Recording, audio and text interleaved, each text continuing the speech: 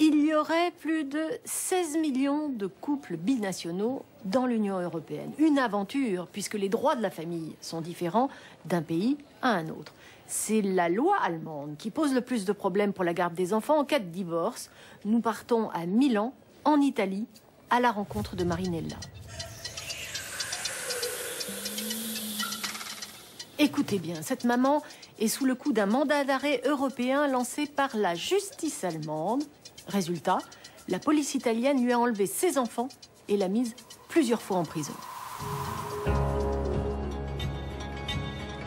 Milan, centre économique, capitale de la mode et de la modernité. Qui soupçonne l'existence ici de pratiques moyenâgeuses. Coupable d'aimer ses enfants, Marinella est accusée par l'Allemagne de les avoir enlevés. Traitée comme une criminelle, elle est emprisonnée. La police nous interdit de filmer la prison. Un peu à l'écart, Marinella nous dit l'enfer qu'elle vit depuis 5 ans.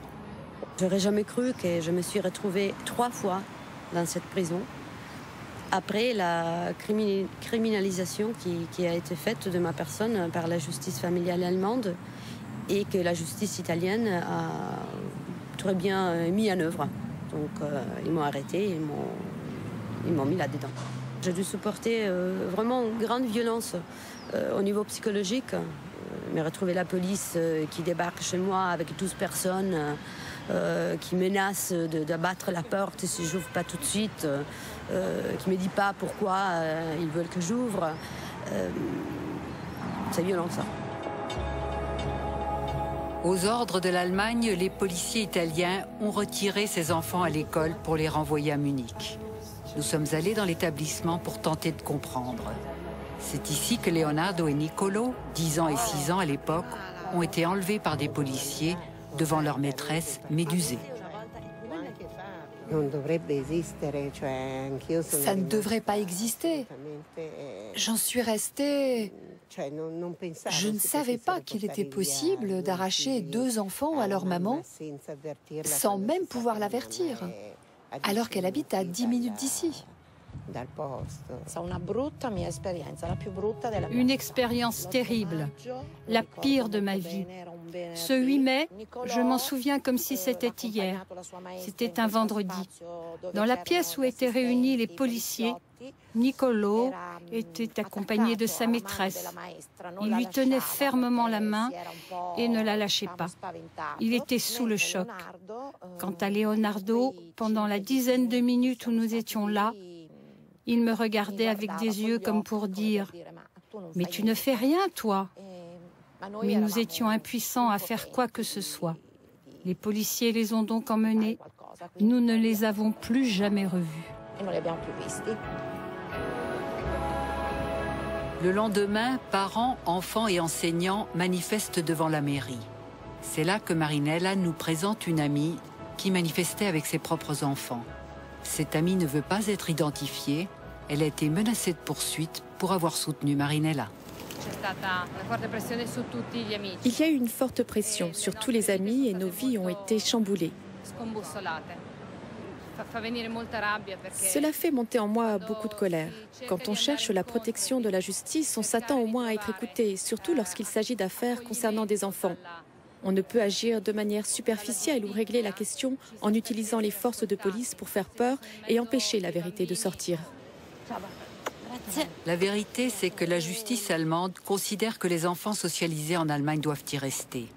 Quand elle se sépare de son mari allemand, Marinella obtient la garde parentale. C'est donc en toute légalité qu'elle s'installe 2 ans plus tard avec ses fils à Milan. Je ne savais pas que dans la totalité des cas, la garde est toujours confiée aux parents allemands. J'avais cru que les Italiens seraient en mesure de, je ne dis pas de défendre leurs concitoyens, leurs ressortissants, mais au moins de regarder le fait. Et ce que je ne savais pas, c'est que non, ici non plus, on ne regarde pas les faits, on exécute les ordres des Allemands, c'est tout. De son appartement, elle ne nous laissera filmer que le minimum. La justice, entre guillemets, a menacé de le saisir. Aucune photo de ces garçons, ça lui fait trop mal. Juste le panneau des copains réclamant leur retour et le livre qu'elle a écrit « Je ne vous laisserai pas seule ». Sa thérapie pour ne pas sombrer. J'ai aucune intention de donner aux Allemands la satisfaction. de me voir détruire les terres, comme la plupart des gens font, parce qu'il y en a qui sont devenus fous, il y en a qui se sont suicidés, parce qu'ils n'étaient pas en mesure de supporter cette douleur. Et je pense que je ne vais pas faire une faveur à mes enfants si je meurs ou si je deviens folle. Son histoire est loin d'être un cas isolé. Spécialisées dans le droit de la famille, les avocates de Marinella traitent une cinquantaine d'affaires similaires. Elles ne sont pas étonnées que le procureur de Milan n'ait pas donné suite à nos demandes d'interview.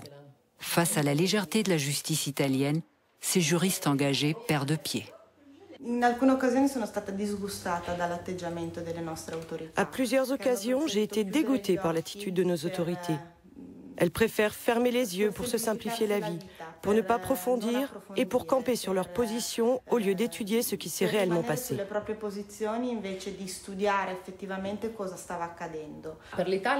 Pour l'Italie, sans aucun doute, il y a une grande peur d'affronter l'Allemagne. Je me souviens très bien que pour le cas de Marinella, on m'a clairement rétorqué que le pays ne pouvait pas se permettre de se bagarrer avec l'Allemagne. Marinella multiplie les interventions publiques pour alerter l'opinion sur ce scandale qui affecte des centaines de familles en Europe.